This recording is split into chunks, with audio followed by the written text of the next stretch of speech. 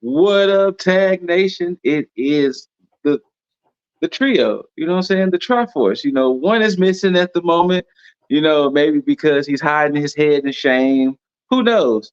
He may be hiding his head in shame because there's a new champion in the Tag Nation, and it's this man right here. He said it in his name, King Yeager. You know what I'm saying?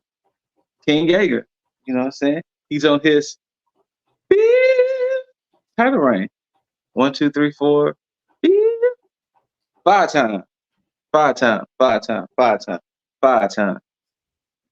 But you know what? More about all of our shenanigans after the intro. T.A.G. That's tag shit.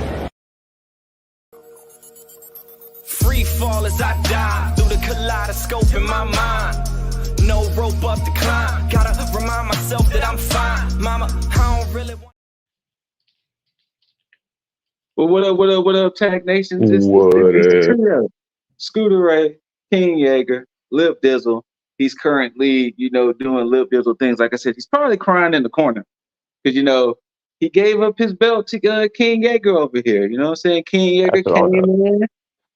He said he had his own prophecy to fulfill. And you know what I'm saying? He had to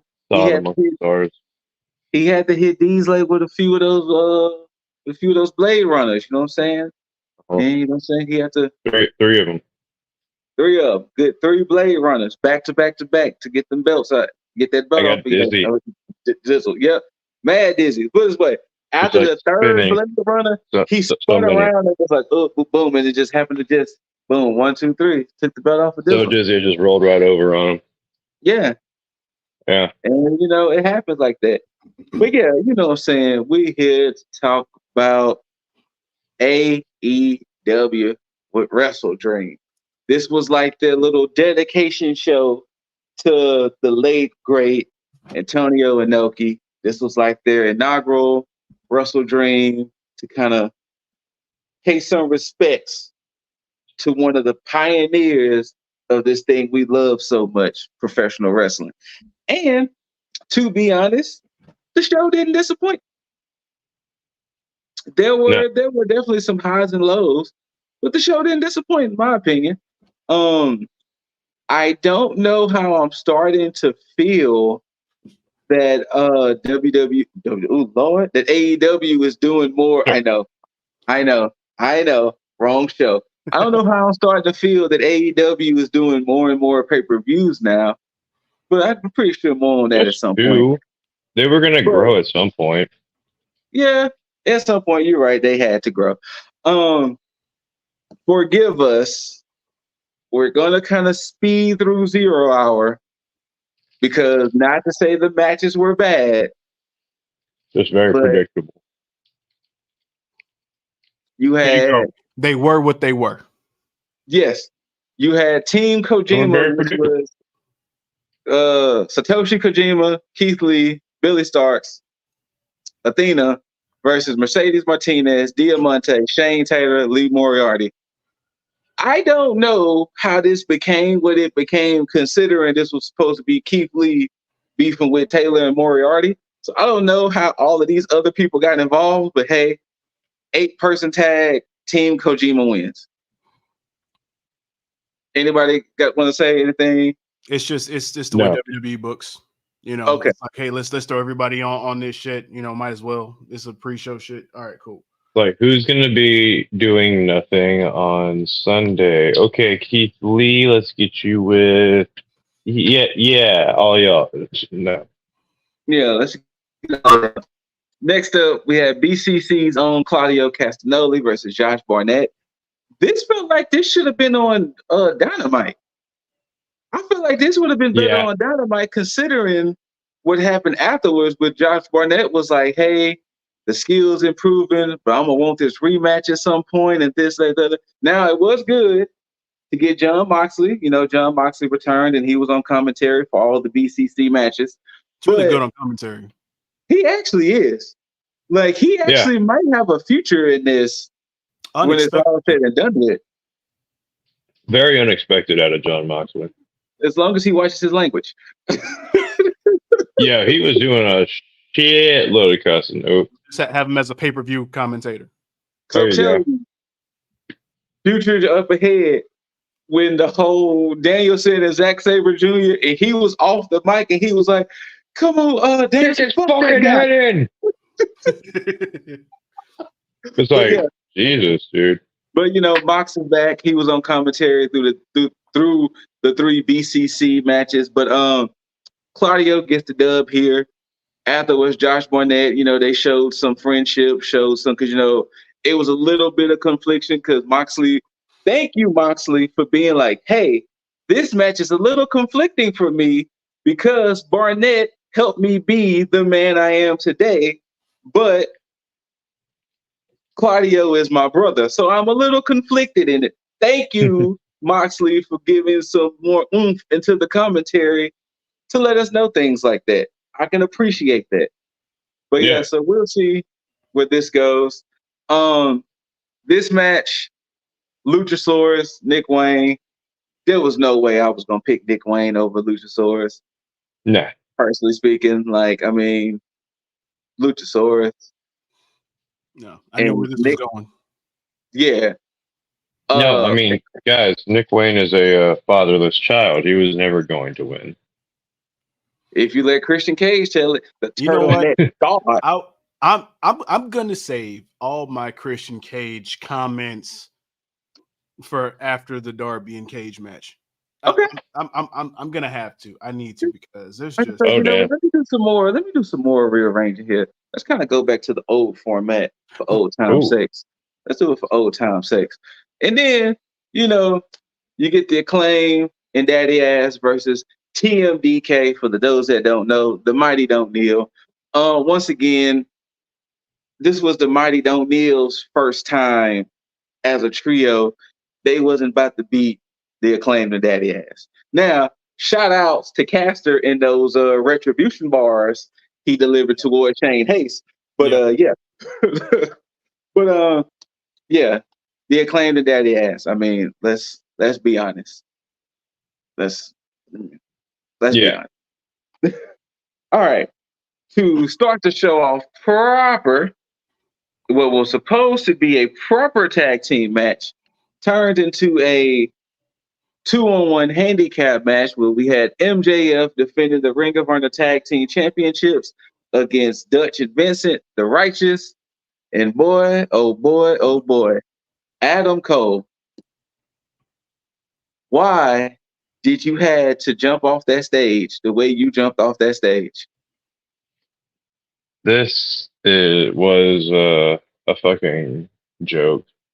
It was fucking trash. So I'm gonna say this, right? And I want to say it was either you, Jaeger, or you, Dizzle, alluded to it when we reviewed All In about why build up Aussie Open just for them to lose like this. And stuff. Same thing. You build up the Righteous. They defeated the Hardy Boys, which was like, oh shit, they defeated the legendary tag team. They won a fatal 4-way to even get the shot. They were proven to try to be a threat to Cole and MJF, and then kangaroo kicks and heads up asses. So I'm mad at this because if you in Dark Order, hold on, my bad, Dizzle. In Dark Order, you build up Dark Order the way you did, and just. But go ahead, Dizzle. I'm sorry. Out of everything that AEW could have done, past, present, whatever, this to me is possibly the most gimmick WWE booking that you could do. Yes. Because I 1000% agree. The promo and the vignettes that they had for the Righteous, I thought were fantastic. And this would have been better placed with the Righteous against FTR versus the Righteous against MJF alone. Now, granted, if they had I would prefer that better. Yeah. If you had Adam Cole here, then cool. I would have just taken this match off the card altogether if you were going to do this. it was enough matches on the card as it is to where you could have easily taken this off and given that time to another match. Yep. It's just you. Like I get Hell, it. they could have put the Claudio and Josh Barnett Yes, on the main Oh yeah, card. very much. a three If that's match. the case, A 3-match pre-show is not an issue at all. Like you could have easily done that. And I get they want to keep MJF on the show, but this felt more like an ROH show than anything. So to me, it's like you could have easily had MJF take the night off. yes. Or at least given him a promo or like to explain like what the fuck happened at the end of Dynamite and just left it at that. Like I would have rather that than anything else. But this shit is just it's getting to the point, and this is what I said before. You only have about 3 to 4 weeks for this whole MJF face turn Cole shit. To be honest with you, it's less than that to me. See, and that's the it's thing. less than that because so the way I'm looking at it now, he's got to keep MJF and Jay White are supposed to beef. Mm-hmm. Jay White and the Bullet Club Gold was going to be the heels in this situation. Let's face it. Mm-hmm. You had these group of people beat up Jay White. Then you had the guy wearing MJF's mask and people. Mm-hmm. He was not built like MJF at all. No. Now, I had an ongoing joke about when the Pinnacle beat up Darby Allin. Yes, it's the first time I'm admitting that, yes, we all know that was the Pinnacle who beat up Darby Allin. But still, no face, no case. That motherfucker was not built like MJF whatsoever. At least if you was going to toy with the idea of was it MJF, at least have the same muscle structure.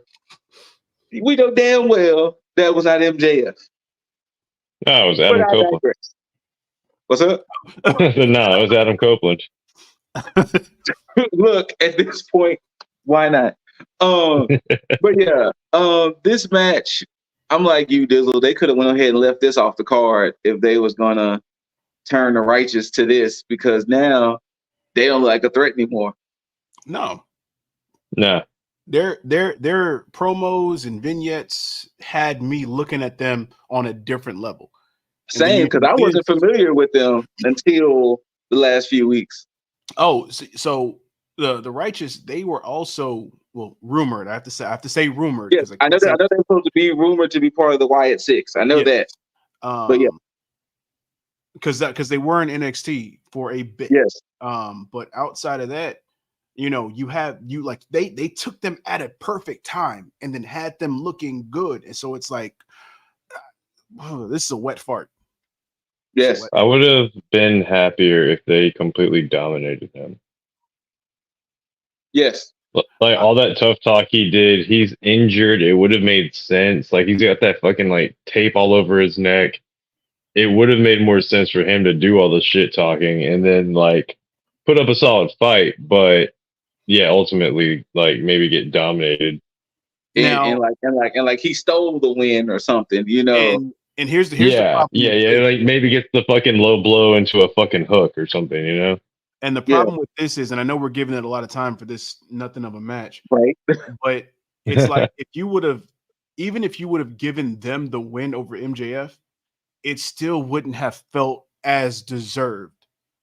And I feel like that also would have been a way. So it's like there's no win-win scenario in this situation. It's completely lose-lose when you do it like this. To be perfectly honest with you, they should never gave them belts. They shouldn't have ever given them the belts. To be perfect, like looking back. I completely agree with you. And going back to when it happened in All In, they should have never gave them the belts. Unless you were going to pull the trigger right away on Cole joining. Yes. Yeah. Yes, absolutely. Yeah. He didn't even have to join. He just had to like turn on MJF. That would have been fine too. True. But yeah, so the next match, we had Eddie Kingston defending the ROH World Championship and the NJP Openweight title against ROH's pure champion, Katsuyori Shibata. Damn, that was a lot to say just now.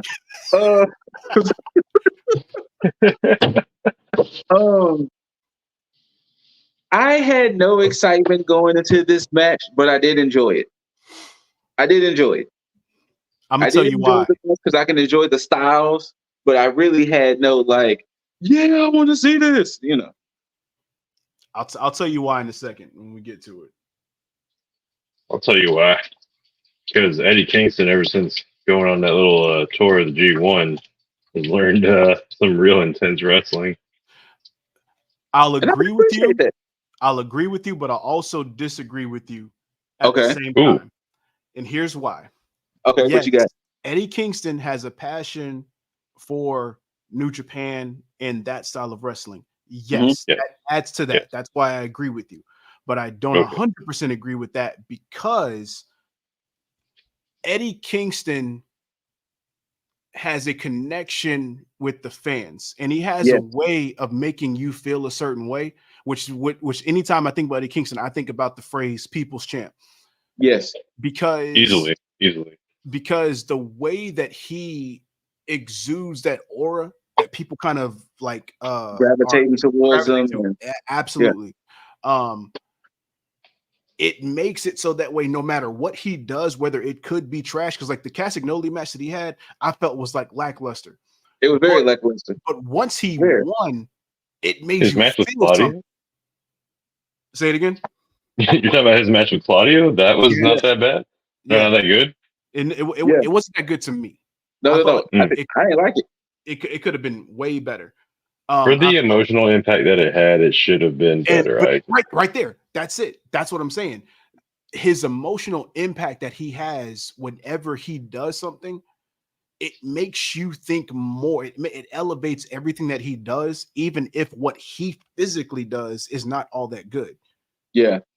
And that's a crazy thing to have. Because imagine if he was fantastic in the fucking ring, he could be put in a category of one of the greatest, but he's not. It's only because of what he exudes that makes you look at him a certain way. Yeah. And I think that's good because I think right now, as far as his professional wrestling career, this could be the best run that he's had in his whole career. Oh no, it's gonna be. I mean, not to downplay Kingston like that. Absolutely. But with Kingston's style and everything, this is gonna be the quote unquote biggest he's gonna be at the moment. Like he I is can't Eddie see two belts right now. Like I can't see if like next year Kingston decides to go to WWE, he's going to have a better impact than this. Or if Kingston decides to even go to New Japan full time, or even go to Impact, I don't see him having such this meteoric Oh, rise. he signed for 4 more years. Oh yeah, he did. Oh well, see, there you go. And I'll say that to piggyback off of you, Scoot, is the fact that if he did happen to go to New Japan, he would benefit more from that than going to WWE. Oh, absolutely. Absolutely. Yeah. WWE at the point is it's very apparent who WWE wants to be their stars. Yeah. Absolutely. AEW, when we get to some things in the show, including the next match, there's some things to where AEW, I feel at times don't pull the trigger on certain things, but the people still looks like a star. Because, you know, sometimes in WWE's case, if a person loses a belt or loses that chance, they kind of lose a little bit of their luster a little bit. Luckily, LA Knight was able to kind of shake it off that he didn't win Money in the Bank, that he was able to shake off the fact that, you know, I'm still LA Knight in this bitch. Thank you God. know, Cody was able to shake off the fact that he won the Rumble, lost at Mania. He's still like, I'm still Cody in this bitch. But there's been other wrestlers who was in the same position, and unfortunately, it was like, maybe you wasn't the star that we thought you was, you know, type of situation. True. But AEW does do a good job at keeping people in a situation to where it's like, even though they lose or whatever, they still look good. You can still root for them, cheer for them. I mean, look at Cassidy. Cassidy went through hell as international champion. He lost it. He's still Orange Cassidy, just without the International Championship. Still one of the best champions in modern history right now. Yes. Yes. But in this match here, it was good to see, like you said, the hard hitting styles, so just really them going at it. And, Kingston ultimately, of course, retaining. But yeah, we'll see where it goes from here. Shibata is a fucking monster, bro. He is. He's a fucking He monster. is. Jaeger, Dizzle, anything y'all want to say before we move on to the next match? No, it was pretty predictable, but I'm not mad at the match. I think that we got what we needed to get, especially on a tribute show to Inoki. Yeah. So now the Plenty next of match. Oh, go ahead.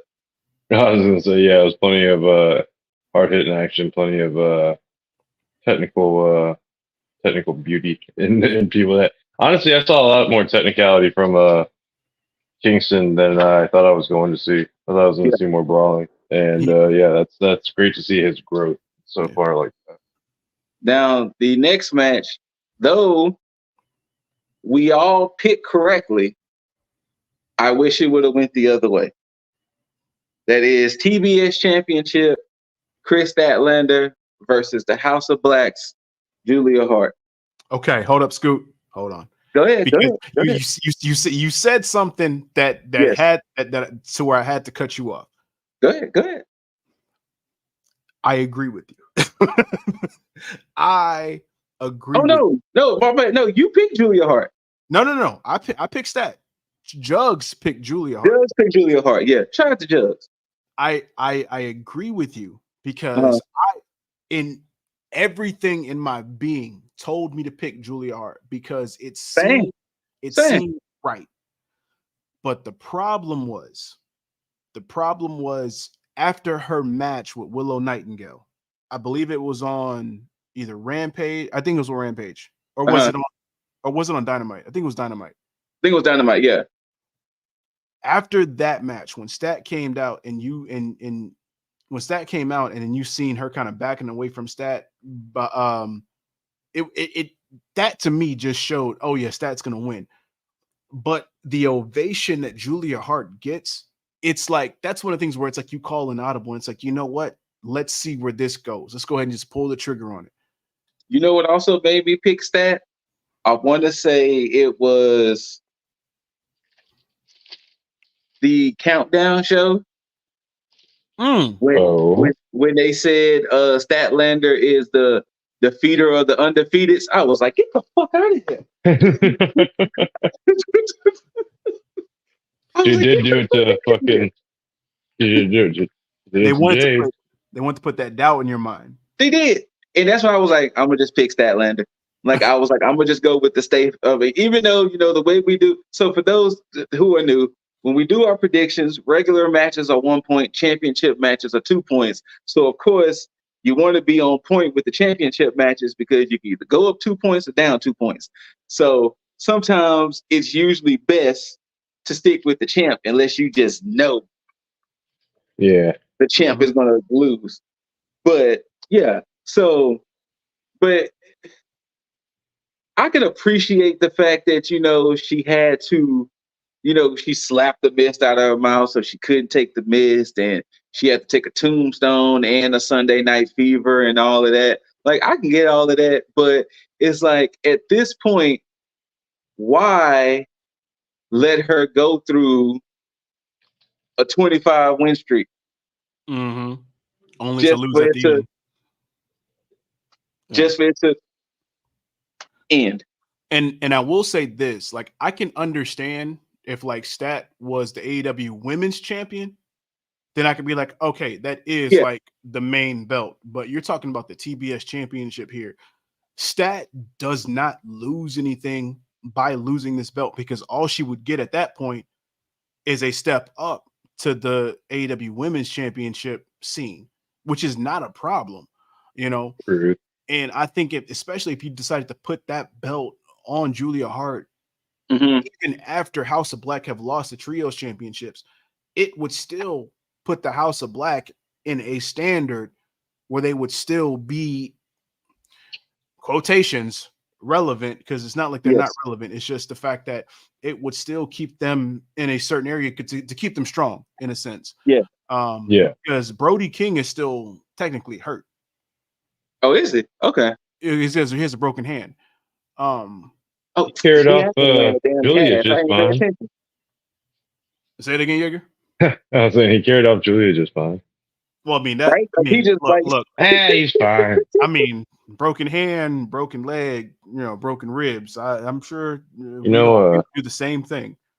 Shout out to, wait, is Big Shotty still? I don't know. I think I'm assuming Big Shotty is still with. Because if he is, right? Shout out to that. What the fuck was her second finisher on? I'm sorry, you said it earlier. Sunday Night Fever. Yeah. Shout out to that Sunday Night Fever she did to Julia Hart. Which, funny enough, I love how Excalibur, depending on what night she's on, he changes it to that night. She transitioned too. Yeah, from the pile driver to that. Yeah, had a great view. Anyway, I mean, you're not wrong. You're not wrong. No lies were told here, sir. But so like I said, it wasn't a bad match. It was like this was one of the times I wish I was wrong, and they would have went ahead and put the belt on Julia. It's weird because I feel the same way. Yeah, I feel the I would have been happy. Way. Would have been happy if Julia won it, but I was like, nah, they're not taking enough stat. I think she deserves it too because she's improved so much. I think she's probably the most improved female on AEW roster. I mean, talking about character, in ring. I can agree with that. She has, and I think it's I can agree. Anything else? Anybody got to say before we go to the next match? I've said my piece, and I think I'm good on that. Jaeger? Yeah, I'm solid here. Now, this next match we're going to talk about, I want to say it was Jaeger and I's only blemish of the night. The only match we got wrong of the whole night. Wait, if so, then I got that wrong too. If we're talking about the same match. It was fatal four-way. Number one contenders match. You had the Young Bucks, the Guns, Orange Hook, and the Lucha Bros. This was the only match. Oops. You tell me right now why the Guns shouldn't have won this. Orange Hook shouldn't have won. I was gonna pick the Pew Pew Boys. I was. Pews. And then I was gonna pick Orange and Hook, but either way I would have lost because I would have never picked the Bucks to win at all. Well, see, funny enough, so before Jaeger and I started recording in pre-production, we discussed this because we said Young Bucks would have never came to our mind because they are currently the ROH 6-man champions, and they just lost to FTR. Wait. Hold up. They're currently ROH 6-man tag? Yes, with Hangman. Wait, hold up. Wait. Wait. You didn't see Grand Slam where they beat Gates of Agony? No, hold on.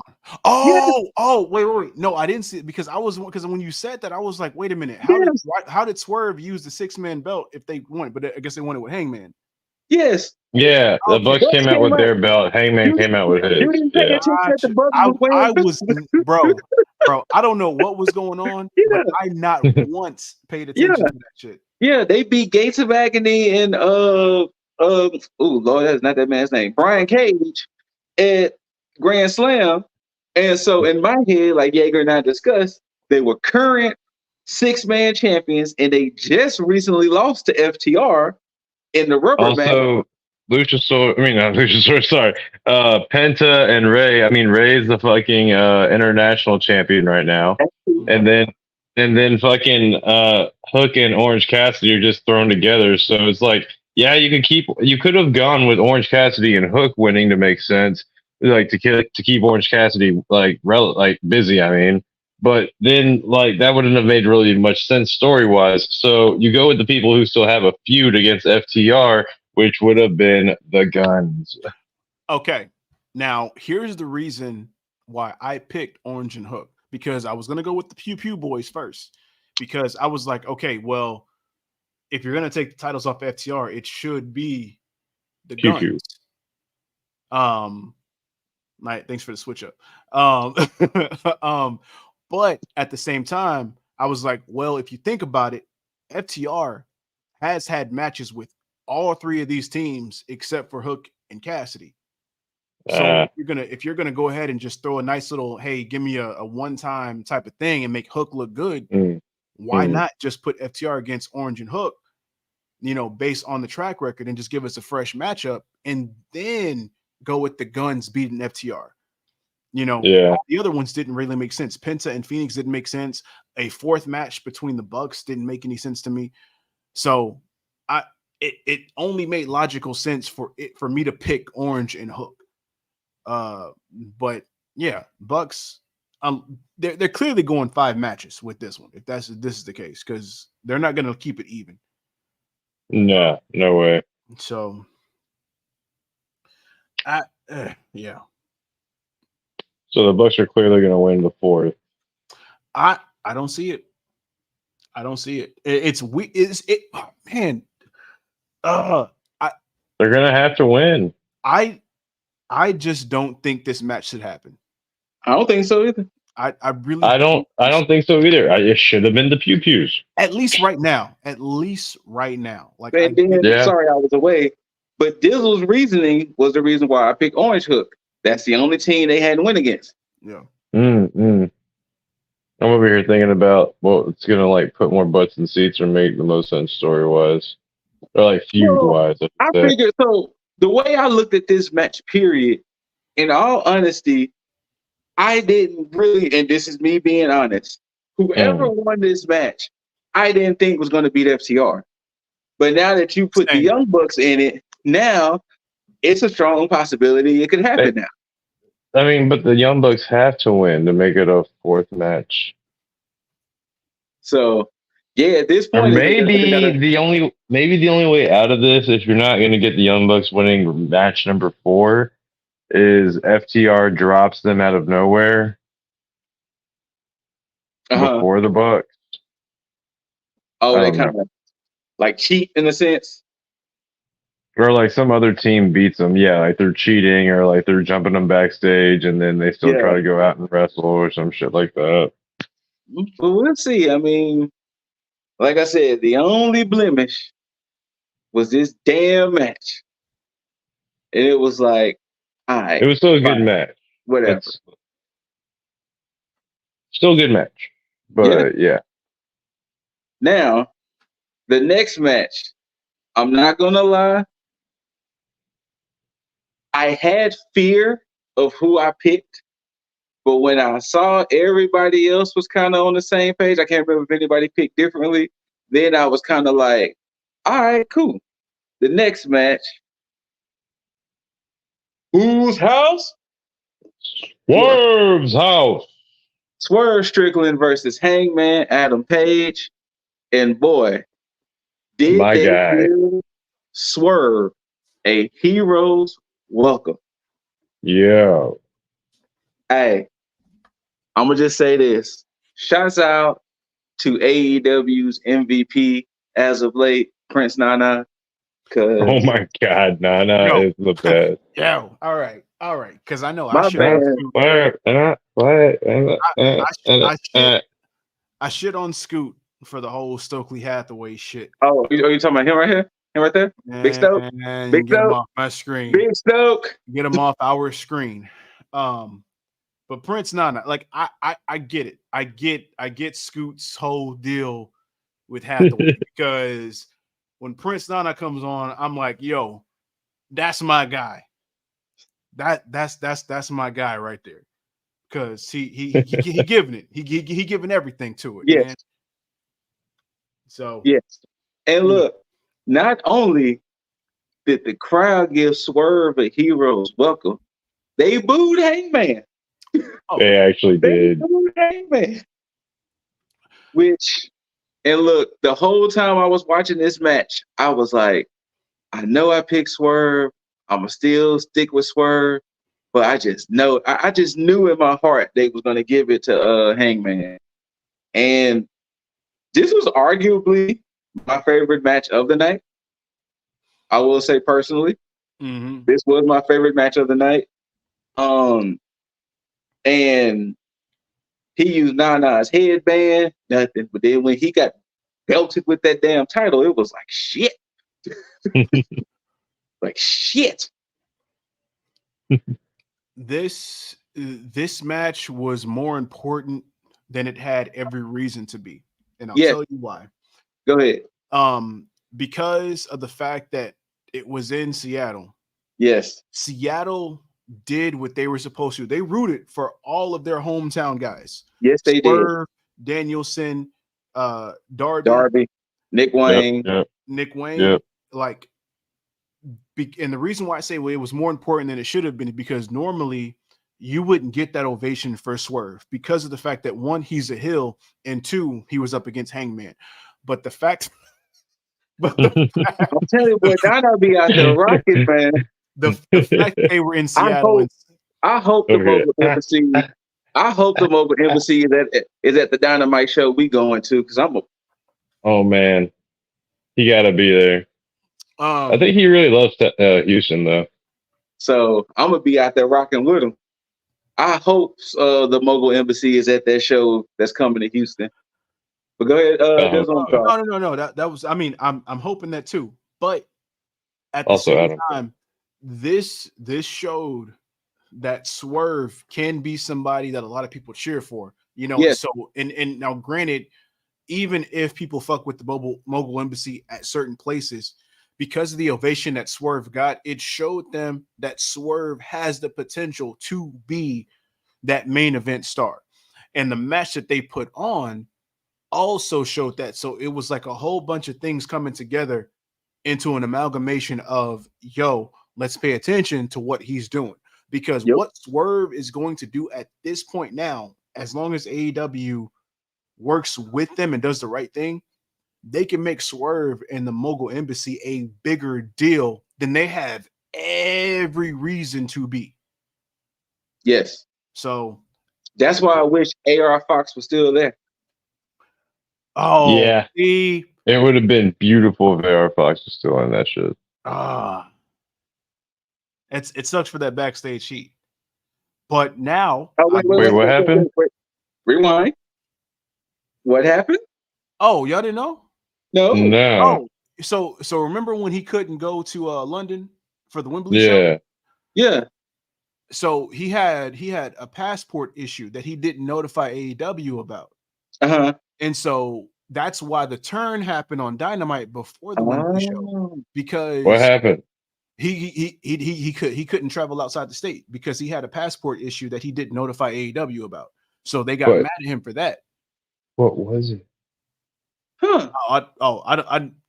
I'm missing all the details because I have it, but I don't know it by heart. So I'm okay. off of top of the dome. But basically, I need all this shit. I'll give you all the shit. No. After the show. But basically, to clip note the shit, he had an issue. He didn't notify AEW about it. They got mad at him because he wasn't being responsible, quote unquote. And since he couldn't make the match, Christian Cage came into play, was his tag partner.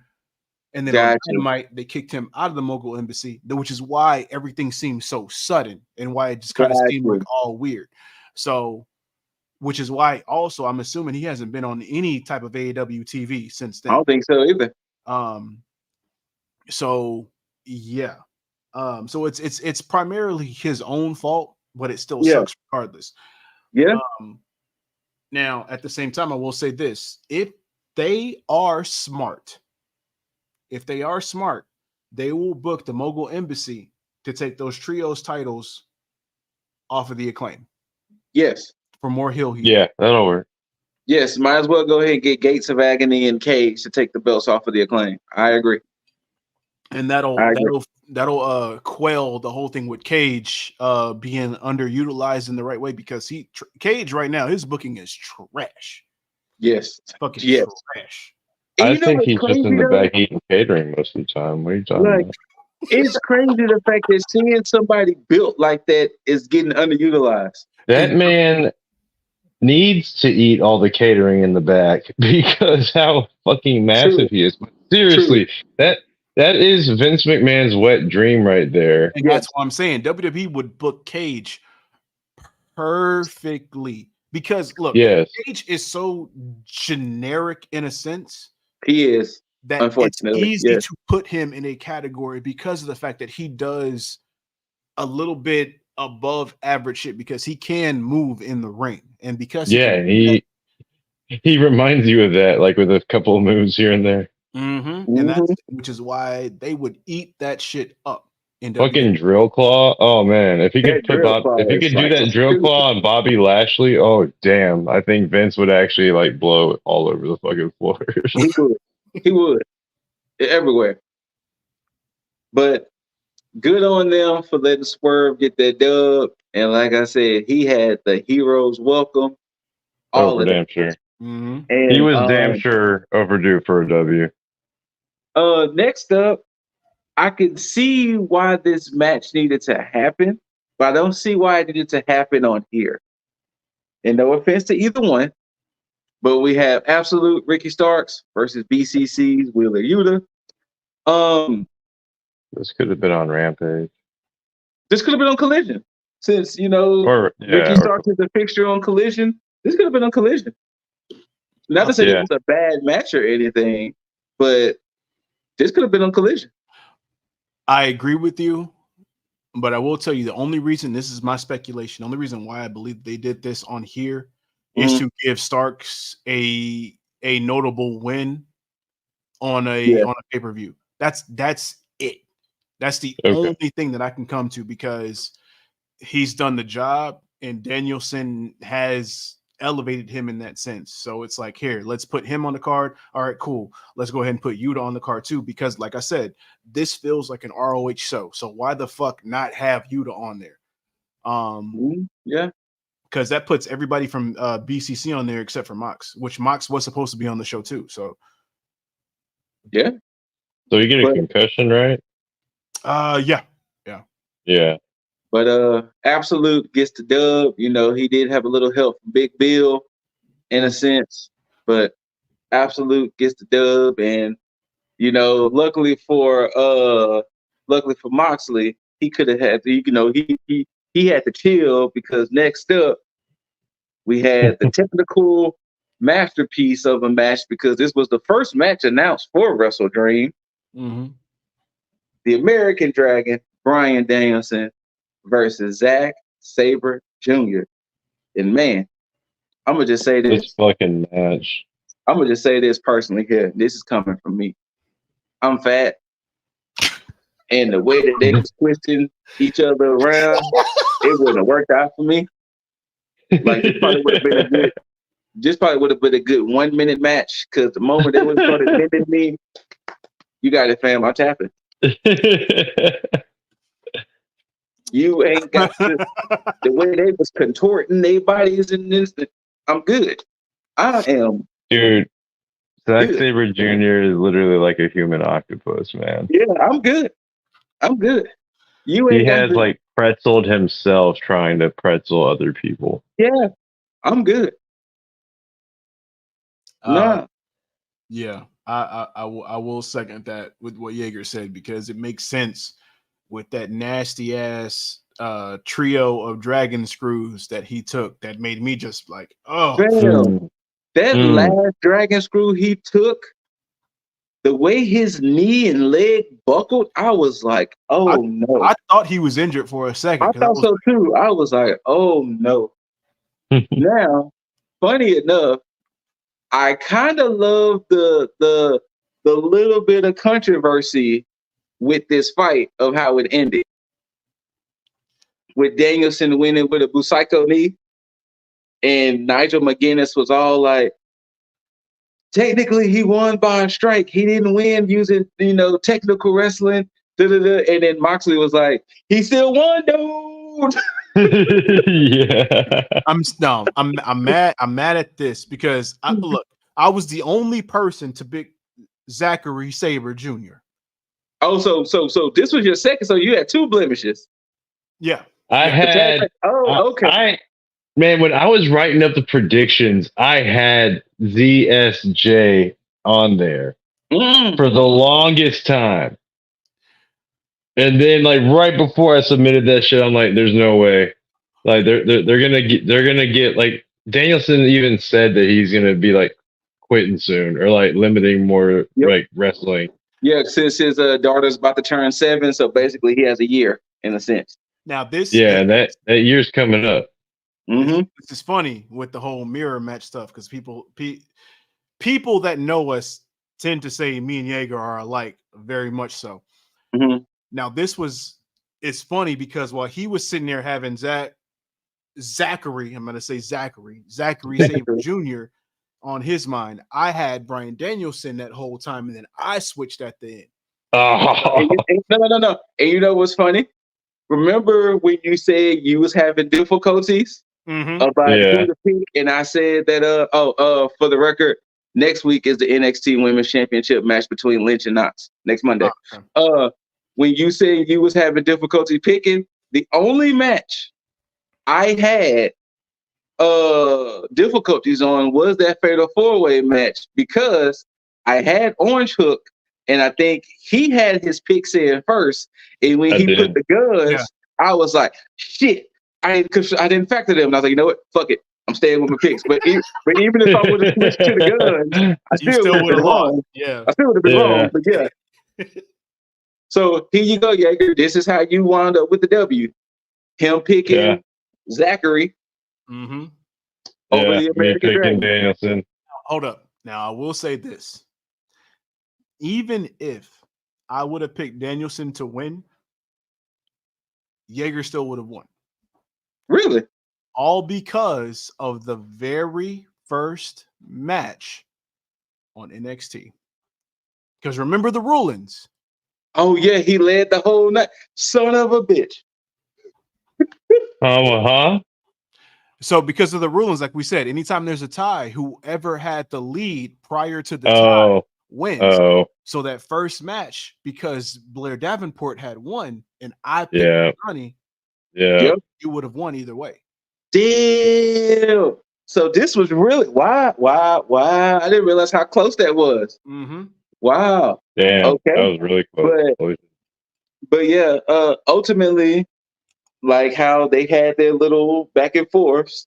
Danielson hits a vicious Busaiku against Zachary, and he gets the 1, 2, 3. And like I said, they're gonna run it back because Zach, Zach made a challenge, and I think Danielson was like, Danielson was like, his WWE name keeps confusing me. They just switched it. But Danielson was like, look, anytime, any place, baby, whenever you ready. And here's the problem. And I'm sorry, Scoot, because I shouldn't be pushing this longer than it should be. No, good. I'm mad because booking wise, it doesn't make sense to give Danielson the win when the Bryan Danielson Award is named after Bryan Danielson, and they've been touting this shit with Zack Sabre Jr. being like the next up past Bryan Danielson. You have him beat Danielson here, and he can gloat and talk about how this could be like the worst thing after him. Yes. You know what they really should have done? And I'm pretty sure they probably wanted to do it, but it probably would have been called out by Impact. You know, Mickie James was doing her last rodeo. And Mickie James was on the thing of, I'm gonna keep wrestling, and the next match I lose, I'm done. Ooh. That's what they should have did with Danielson, especially him putting the clock on it. That would have been cool. Been like, hey, I'm gonna keep going within this next year, but if I lose, I'm done. He should have beat Zachary tonight, but then it may be like 3-4 months, maybe like January, February, March. Zachary like, hey, Danielson, I want that rematch. Zachary beats Danielson. Danielson is like, oh no, I'm retiring a little bit earlier than I expected, but hey, I'm going by my rules I set up. That's what they should have kind of did with Danielson, that I'm gonna keep going until I lose. See, I like it, but that's the reason why I picked Zachary. That's the Yeah. reason I picked him, because I thought they were going to take that route, because I figured that since the same thing with kind of Kenny and Osprey. Takeshita. Yeah.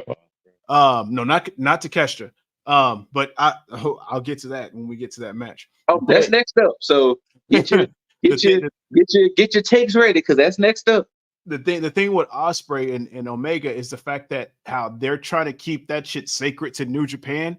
Yeah. I thought they were going to do like the opposite, where Zack Sabre Jr. wins here, and then they run it back at New Japan, and then Danielson get his dub back. Exactly. And then they get that third match at some point. Yeah. But at like a Forbidden Door or something. Mm-hmm. Absolutely. Okay. Speaking of Kenny Omega and Konosuke Takeshita, the next match, which before we start, I am going to give the hottest of takes in a second.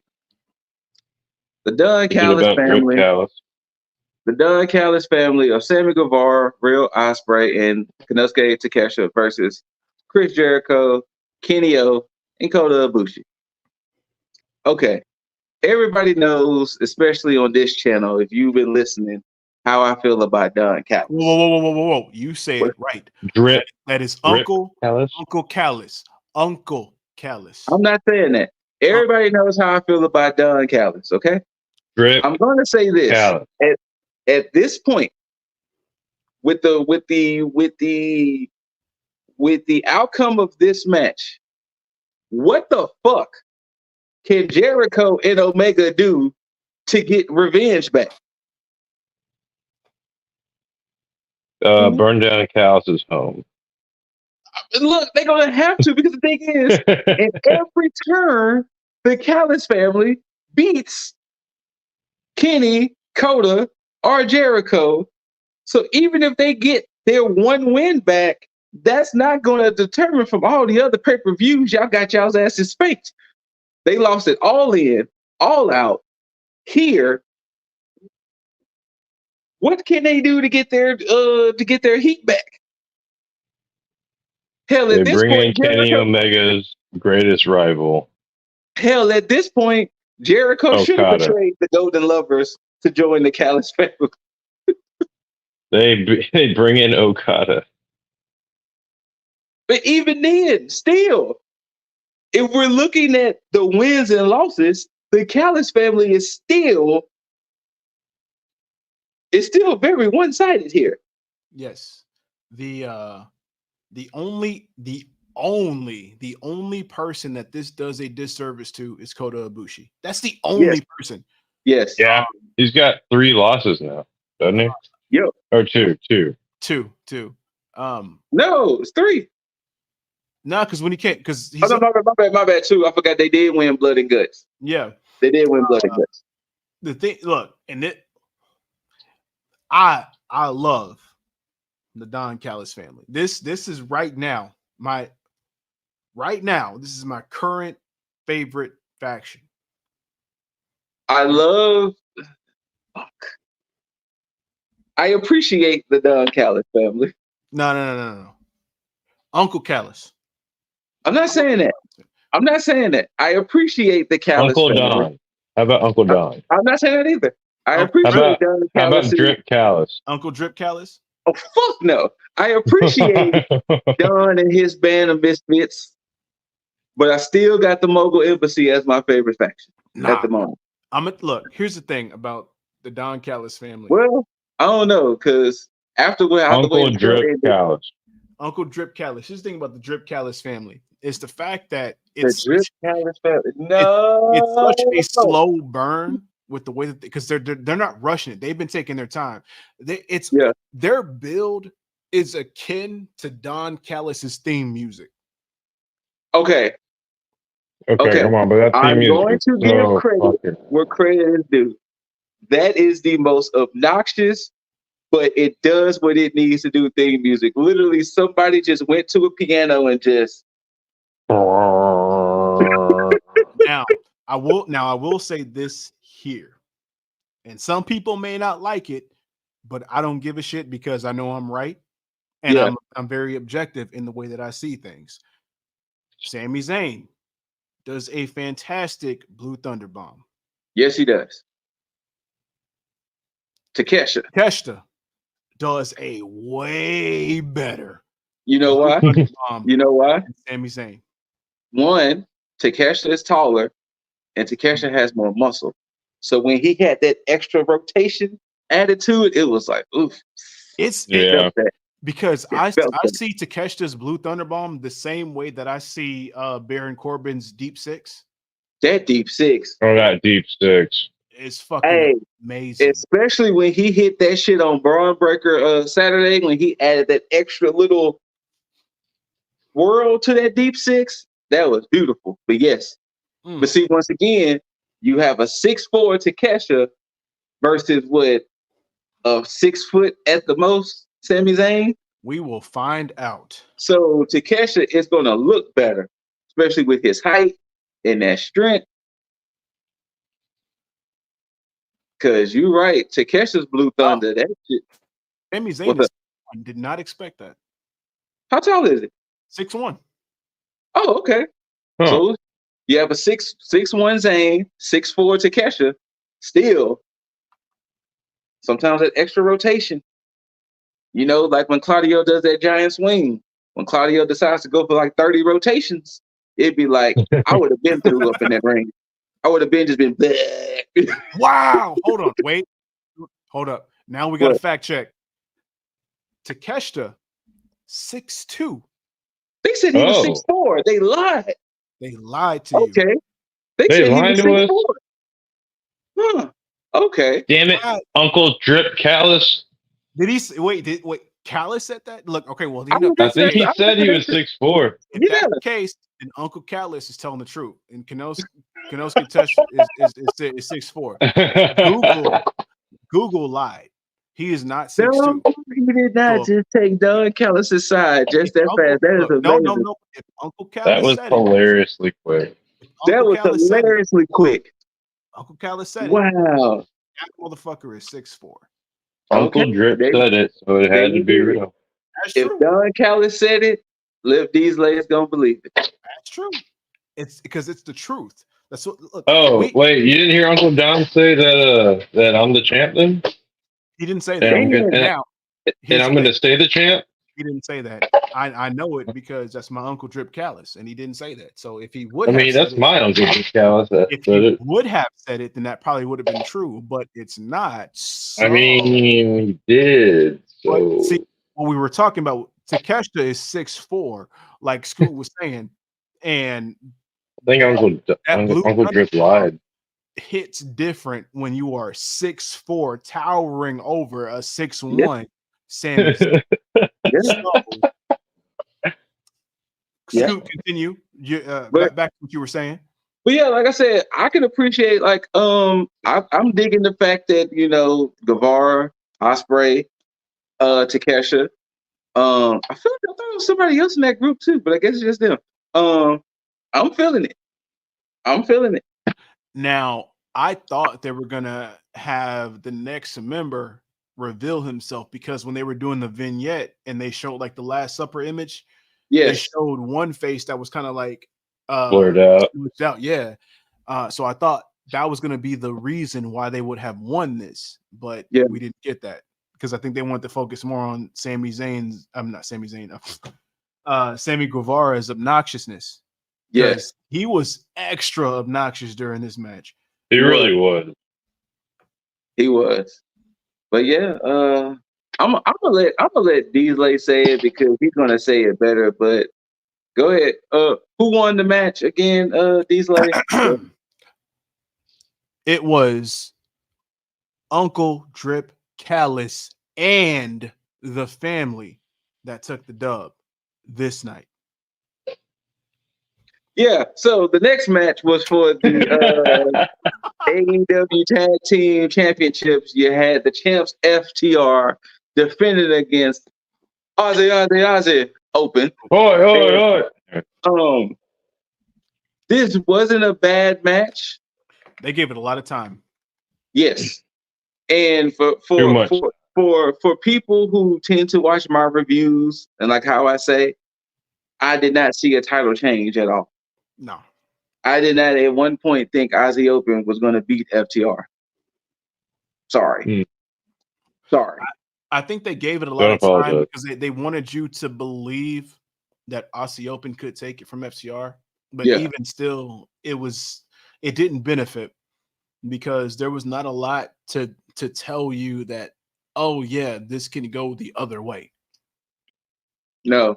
And on top of that, by pro wrestling standards, 9 times out of 10, they have a number 1 contenders match for a title where the tag team that has the titles is on the same show. Usually means that the team that has the titles is not going to lose on that same show. So Usually. Yeah. Just saying. Pro wrestling logic. Usually. But like I said, it wasn't a bad match. I even love that Super Shadow Machine they hit at the end. But it wasn't a bad match. But yeah, it was just I just did not think that FTR was going to lose. Now, before we go, did anybody got anything to say about this match? Nope. I'm good. All Pretty right. straightforward. When they announced that this was going to be the main event, you just knew something was going to happen. Something special is going to happen. In our main event of the night for the TNT Championship, you had the turtleneck god Christian Cage versus Seattle's own Darby Allin. And boy, if you thought they gave Swerve a hero's welcome, they went nuts for Darby. They went crazy for Darby. Kurt And Cobain, illegitimate child. And I'm going to say this. At this point in my life, Darby must be part Wolverine. He must have some type of healing with factor. some of these bumps. He has to be part Wolverine. He has Dude to should have broken his arm on that step spot. Jesus Christ. He should have broken his arm. Did you see that spot? It's just like no. The spots Darby takes is just brutal. And he won the first fall. He won the first fall. And the second fall, Christian won by countout because this man set up the steel steps. The original move he was going to do, it got botched and they redid it. He slammed him on those steel steps, 3 times? 2 times? I think it was 2 for sure. I'm not 2 sure for sure. And the last one was just like Jesus. And Christian got in that ring. Christian got in that ring and looked at who was the ref? Was it Bryce? Yeah. He looked at Bryce and told him, count him out. Count him out. And Bryce looked at him like, really? Count him out. And then next thing you know, the stretchers came out. They load Darby. Christian was like, nah. Okay. I'm going to start tearing up the ring. And it was like, what in the hell is Christian doing? Then they get Darby on the stretcher. Christian was like, nah, this ain't over. Frog splash off the top rope while Darby's on the stretcher. And it was like, so they out here fighting. They out here really fighting. Gets him back in the ring with half the ring just exposed. So now they just literally wrestling on wooden planks.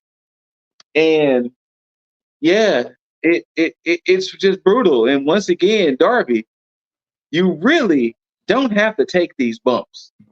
Darby, you're going to be Jeff Hardy at like 30. Okay. Like Jeff Hardy now at like 30. You don't have to take these bumps. You don't, man. You do not have to die for the art. No. He does not have to be an Owen Hart. He does have to take these bumps. No, what the? No, wait. Not all. Go ahead. Specifically within this match. And this is where I segue to the shit that I was going to talk about with Christian Cage. Okay. Take MJF out of the picture for right now. Just for right now. Christian Cage is the best heel in AEW. No. Christian Cage proved to me he was the best heel when he looked Nick Wayne in his face and was like, "Oh, you have a dead dad too, huh?" I was like, "He has it." No. When he started shitting on said dead dad, that's when. Yeah, now, he was like, "Yeah." I went back and watched his wrestling. He wasn't good. No wonder I never heard of him. And it was like, Jesus Christ, Christian. Like your dad must not have been very good because I'd never heard of him. I was just like, the first time you ever brought it up, I was just like, oh fuck. Exactly. Now, with all of this, for those of you who are watching this, or those of you who are watching this and know somebody who's asking, why did they put the title on Christian Cage outside of Luchasaurus? Here's the reason why. This is the reason why. Because Christian Cage has found a way to make himself more relevant in being an older vet. Yeah. Because yes, MJF is one fantastic heel. Absolutely. Because he's in his prime. Probably pre-prime. He might be before his prime right now. But the turtleneck God, Christian Cage has found a way to reinvent himself better than and Chris you know what's Jericho. even worse? You know what's even worse with Christian? His haircut, his face, and everything he looks and says. Reminds you of asshole stepdad. Yes. He has no give in his face. Like it's not a I'm saying this, but secretly behind wish I wasn't saying no. You believe you'd be like, I believe this shit. Exactly. He is definitely just looking at you and talking with you the disappointment he genuinely feels. Because the shit he was saying, because like the shit he was saying to Jack Perry, cool. But he was looking Nick Wayne dead in his face on 2 different occasions and saying that shit without any hesitation. And it was your like, dad wasn't relevant. and that's the thing that makes it, and this is why I said put MJF aside, because even with MJF, you can look at him and say, yeah, he's an asshole, he's a dick. But if MJF came out and said, yeah, I'm doing this because of kayfabe, I want to keep kayfabe alive, you believe him in that regard.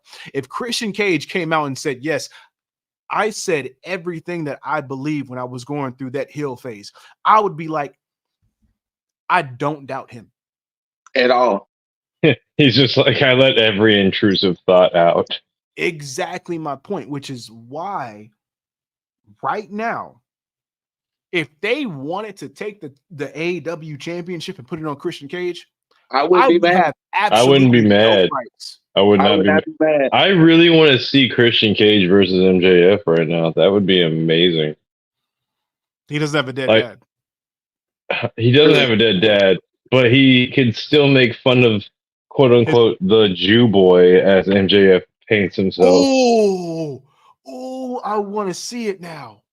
If they cross that line and let Christian just go, I'm telling you, the turtleneck God himself is just running a rough shot.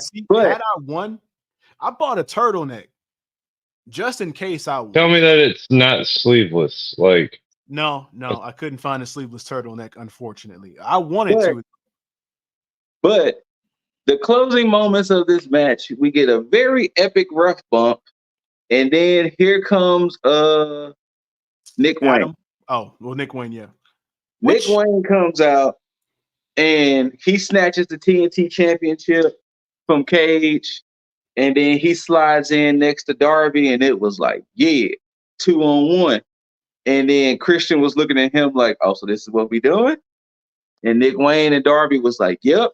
And then Nick Wayne took that championship and plugged the fuck out of Darby Allin.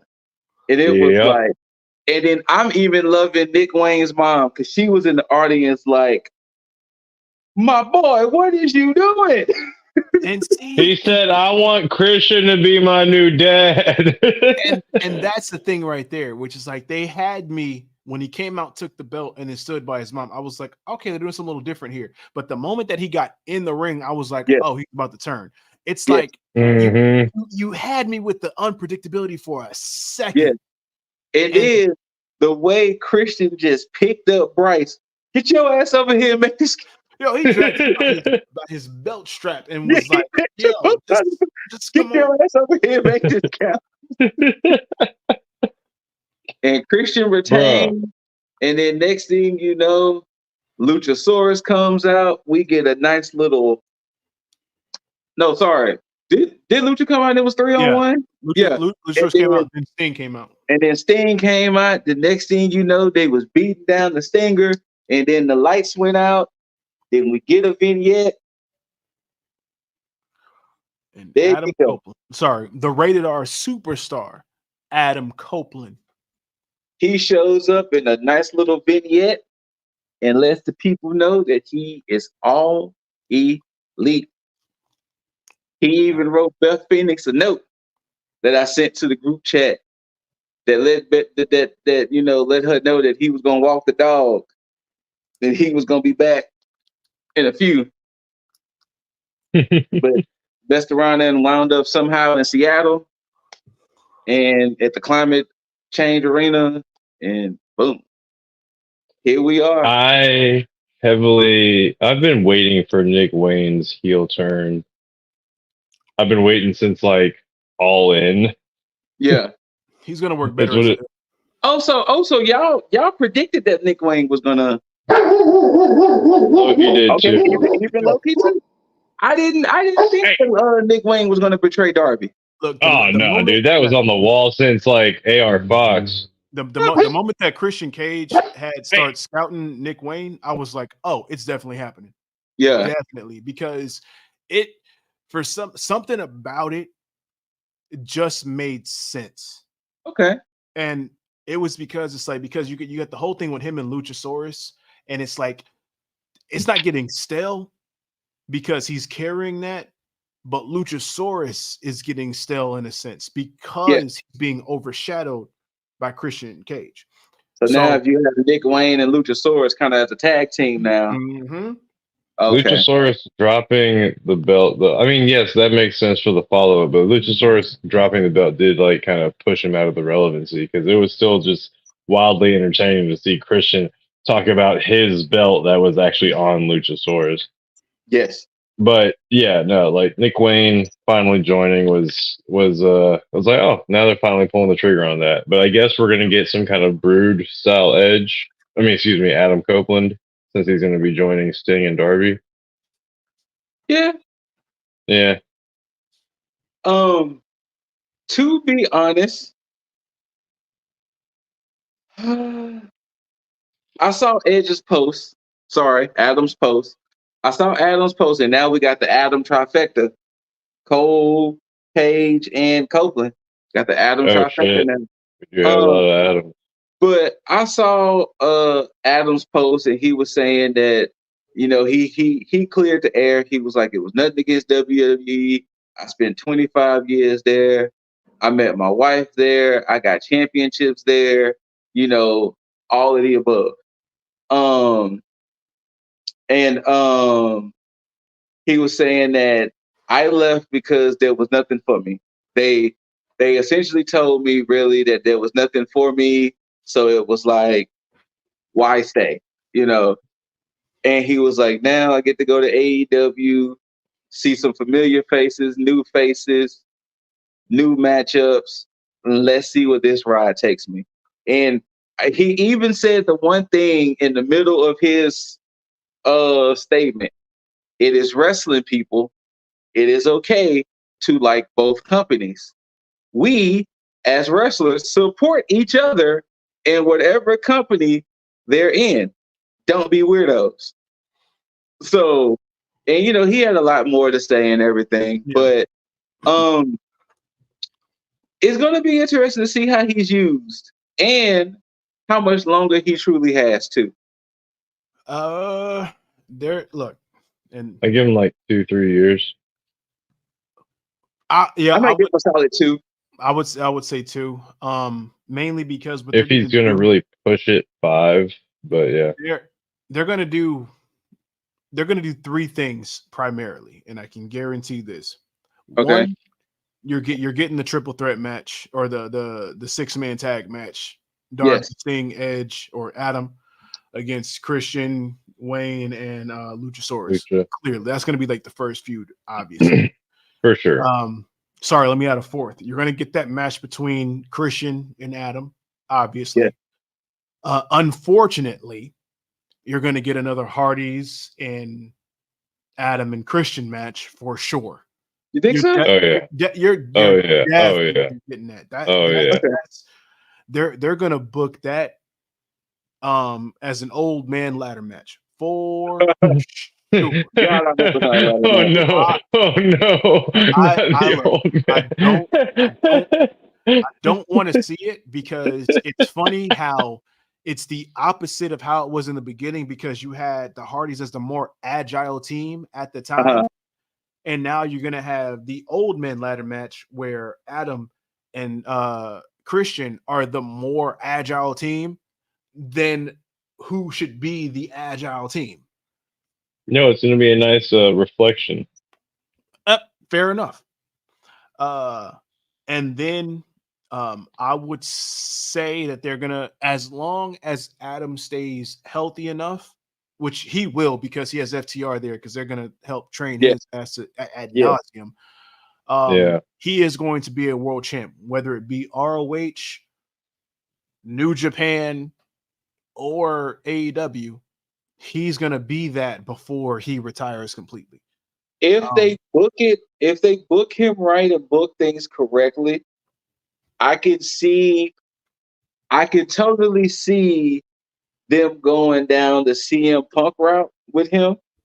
But since we know he's not problematic like Phil, that's what's going to help Adam, that he's not problematic. The only thing that's going to make the situation problematic is if the locker room is like, fam, another one, like another one. Well, here's how you fix that. You find a way to get the title on Cage. And then during this time, outside of that 6-man tag, because this is going to have to happen before the old man ladder match.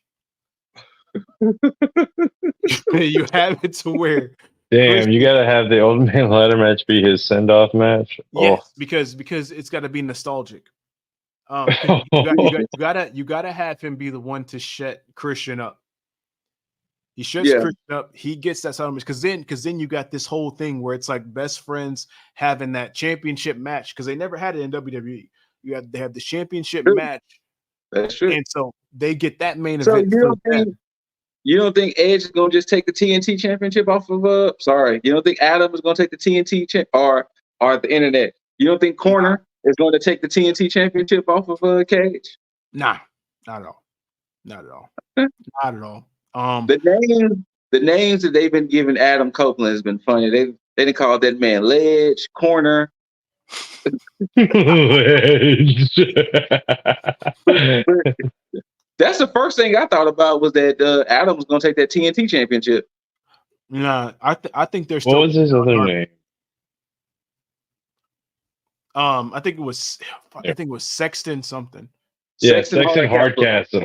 Hardcastle. I was waiting for him to come back as that. The only reason they didn't is because of how big of a name he is. Yeah, that they had to go that route. And I'm telling you, if he would have came out and they would have been like Sexton Hardcastle, I would have cut the TV up. Come on, even with the music, come on, man. I would have been like, Sexton Hardcastle. Nope. Y'all got it. I don't give a fuck how you tell me in. Nope. Sexton Hardcastle is all elite. Ah! Nope. I would be like, all right, I'm good. Y'all got it. Like, y'all got it. Funny. That's funny. But yeah, Copeland comes in for the save.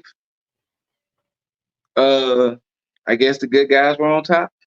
The fans got a chance to celebrate that Copeland showed up, even though Darby took a hellacious L.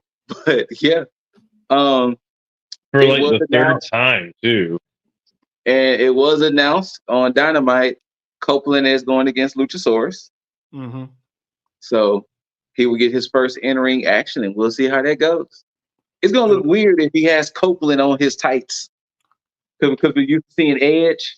Oh, It's gonna look weird. Forgot about his fucking tights. He's just gonna have the tights that have rated R superstar on them or something. Probably, yeah, you're probably right. Probably gonna just be rated R superstar. They clearly spent the combined firework budget that have all the stars on Adams fireworks for sure. Oh, for sure. For damn sure. It's true. It's damn true. Because there's not one person who's had elaborate fireworks like that on AEW. You know what I love about wrestling and its logic? What's that? They was about to hit the concerto, and the lights go out. Copeland's music hits. He does the celebrating, and I'm thinking to myself, you can still just beat the shit out of Darby and Sting. Yeah, you don't have to watch him like come down the ramp. You can still hit him. You can still just keep beating the shit out of people. I always wonder why they do that. Which is why I was so happy that they did. I was so happy that they still kept beating Matt Hardy's ass, even though Jeff Hardy's over here still dancing. That was a moment I loved so much. Jeff was out there, and Hardy was getting stomped at, and it was like your brother in there getting stomped on, and you sitting here pelvic thrusted this shit. But yes, yeah. So, but yeah. So let's discuss one last thing, I guess, before we go. AEW basically kind of said that this was like the end of an era. And all of these rumors have been going around. Do you think there's any validity to the rumors of Tony Khan potentially buying New Japan? It's either New Japan, Stardom, or both. Yeah. And do you think that those rumors hold any weight? I'm thinking that it's not that big of a deal. I'm thinking it's actually just the fact that Bleacher Report or AEW pay-per-views or AEW affiliated pay-per-views are going to go into Max. Yeah, I think it's the Max deal. Okay. Yeah, I can. There's definitely more percentage of it being valid than not. Because it benefits New Japan way more to expand their market in America. So, and it makes it easier for them to do stuff in America versus not. So I don't see there being a downside to them signing or making the deal with Tony Khan. Okay. All right, but we'll see, because Tony Khan loved his announcements. Well, I guess if he's the king, they go Prince Loki right there. Yeah. But, really, are we really doing that right now? I mean, technically, he's the champ. Heavy as the head, and I mean, I've been told I'm a little big-headed, so he's the champ. I mean, champs do champ things. Yeah. The Royal Hound here has spoken earlier. If you did not tell before, he said, and I do quote, "Bow wow." That's a big Torgal over there from our Final Fantasy 16 people. You know what? Now I realize what this is. This is this whole that would be my Torgal. That would be my Torgal. Yeah, this bang gang shit. There's a bias. There's a bias. The bang bang gang. Oh, scoot. Yeah. Because you said it earlier. He said the pew pews, right? Pew. He said you got the bang bang gang and you got the pew pew crew. I said the pew pew boys. Oh, the pew pew crew. Wow. Right. Wow. Guns up. Bang bang. Well, Pew Guns pew up. crew. I'll tell you what's funny. What's funny is that this thing here. Hey man, hey, you take care of that. You want this so bad. You Yes. make it past this weekend that's coming up. You make it past, Man. and I will gladly hand this over to you. I'm gonna need that address Because the only Sunday night. The only thing that's going to happen is you get handed the absolute shortest reign in tag prediction championship Look, history. man. That's Look, all. man. I said I was gonna break records. I didn't say which ones. You don't want to break that record. I'm fine with it, of course. Look, man, they don't ask you about which records you broke, just how many records you broke, okay? Fine. I'll tell you this, because, hold on, Scoop. Hold on. Go ahead. Because y'all, you got the pew pew crew. Here's the thing. Yeah. The one person that holds the shortest reign record is this guy right here. That's fine. So you would be doing him a favor if you lost this weekend. But me, I think though my shortest reign was what, 20-something days? No, I think it was like 15. Okay, well shit. Or 18, That's fine. That's fine. You know what? That's fine. You know what? If I make it an even 7, that's fine. That's fine. However, it ain't gonna happen. All right. Look, that's why I'm not congratulating you. Come after this weekend. If you win, I will congratulate you, and I will hand you. We need that address, Loki. I will hand you this. I will hand you this beauty personally. I will put it. Matter of fact, it'll be nicely gift wrapped in a nice package with a handle and everything. Damn. But it better be in a Louis bag. It won't happen. That's a black bag. It's a black championship belt bag. Oh, okay. And you know what's crazy though? Was really crazy? What's that? If Jugs would have just waited. If he would have just waited to cash in, he would have had so much better opportunities to use his cash. Oh, he could have used it on this whole pay-per-view. So much better ways. But it was the thirst to have the crown back that just clouded his judgment. He was just trying to hold on to that shit. He didn't not let go. Yeah. It's okay. Didn't work out. I'm not mad because I benefited from it. So it's okay. Yeah, you damn sure did. It's fine. You damn sure did. Damn sure did. But at the same time, I will continue after this weekend on my road. His road. Taking what is mine, because I am, after I take this back this coming weekend, I will be one win away from being the first time 8-time tag predictions championship, which knocks this guy out of this stupid fucking running. It will. And yes, I'll say that I have a gripe and a bias against the shit that because look, it's impressive. Yes, it's very much impressive. Very impressive. Very impressive. It's very fucking annoying. It's annoying. I'm unbearable. I need to be the blemish because if he wins, I'm happy that he didn't win. So Jaeger, I congratulate you for that because this motherfucker did not win, and that's fine.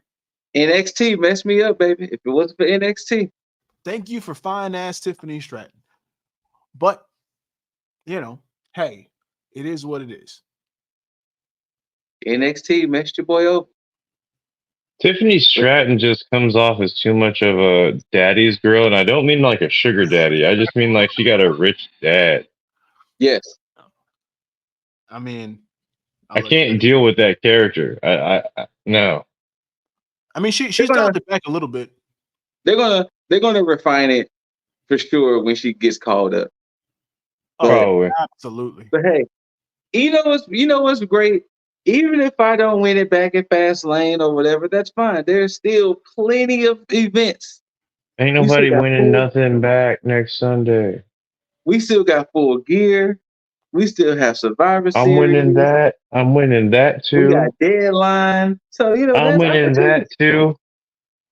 But I'm I'm letting closing you know this out right the now. year. Whoa, I'm whoa, letting whoa, you whoa. know this right now. I'm proposing something, and I'm doing it right now on video. What's that? And whether y'all want to agree to it or not, I hope it's not talking about winning within the next like 3 months, 4 oh, no, months. well, this is what I propose, and I'm gonna let you gentlemen think. Okay. Royal Rumble. I knew Royal you were about to Rumble say Royal Rumble. is in January. How about whomever is champion come Royal Rumble, that champion sits out, and the other three compete. So that way, that person, kind of like the Money in the Bank situation, whoever wins Royal Rumble gets a guaranteed shot at that predictions champion 1-on-1 at Mania. 1-on-1. Oh, Okay. only a one-on-one. So wait, Oh, what yeah, are the other? One-on-one. Wait. So what do the other two people do? Here's what happens with the other two. The other two Decide runner-up. decide the number one contender for WrestleMania Backlash. There you go. And then that Hmm. one-on-one, and then everything after that, up until Money in the Bank. It can stay fatal 4-way. Yeah, What if Endeavor gets rid of the backlash? they won't. I mean, we'll see what happens for that time, but for Look, sure, whether it's Royal Backlash, Rumble. I mean, they WrestleMania probably won't. Backlash, the following PLE, as Yeah. Scoot would say, will And be that one-on-one. fuck Yeah. PLEs. I hate that term. Call it a pay. But yeah, But yeah. that you know what, Scoot, I'm fine with that. Yeah. You So know what? That'll work. whoever's champion come Rumble, they take Rumble off. That's They fine. can enjoy Rumble, and if they want to pick just for gentlemen's sake, they can. Or if their champion is feeling froggy, they can defend at Rumble if they want. It'll be absolutely. champion's choice. It'll be And so champion's choice. look, and when I'm champ again, I'll defend that Rumble, and I'll defend a one-on-one, with I somebody don't mean to after force that point too. here, So I'm buddy. okay with that. I'm okay with that. I'm fine with that.